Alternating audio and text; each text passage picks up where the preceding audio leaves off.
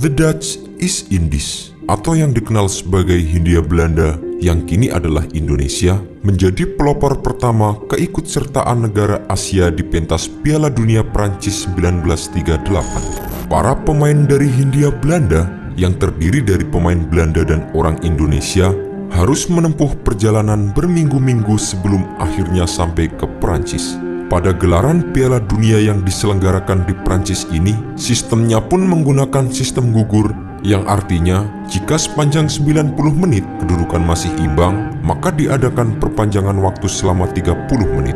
Dan jika hasil tetap imbang, maka akan dijalani laga ulang. Pada Piala Dunia saat itu, Italialah yang menjadi pemenangnya saat sukses menyingkirkan Belgia, Prancis, dan Brazil di babak semifinal. Saat mengikuti Piala Dunia ini, para pemain Hindia Belanda ternyata didominasi oleh para pelajar.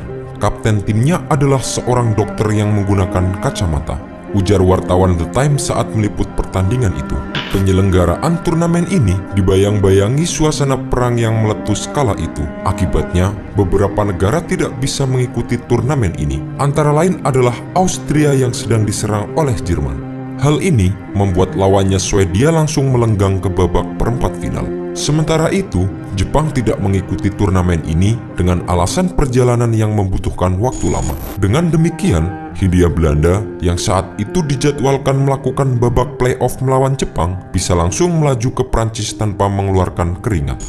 Piala Dunia Prancis 1938 diikuti oleh 16 negara dari 4 konfederasi, yaitu Asia, Eropa, Amerika Utara, dan Amerika Latin. Untuk pertama kali, FIFA juga memperkenalkan sistem bahwa juara bertahan dan tuan rumah tidak perlu lagi mengikuti babak kualifikasi yang berlaku sampai saat ini.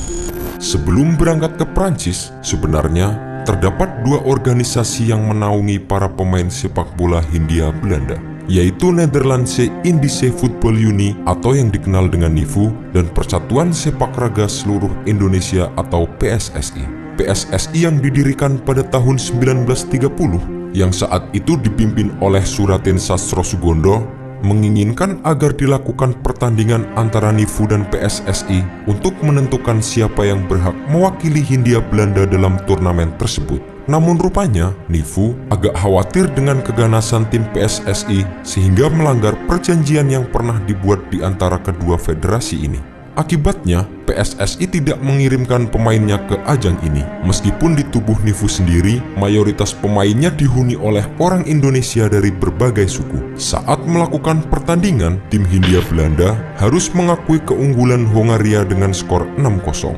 Postur tubuh yang pendek dengan rata-rata tinggi 160 cm menjadi kendala utama menghadapi skuad Hongaria ini. Karena menggunakan sistem gugur, kekalahan ini sekaligus menamatkan perjalanan Hindia Belanda di ajang kala itu.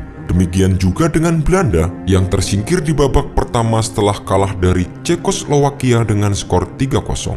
Hongaria akhirnya berhasil mencapai babak final.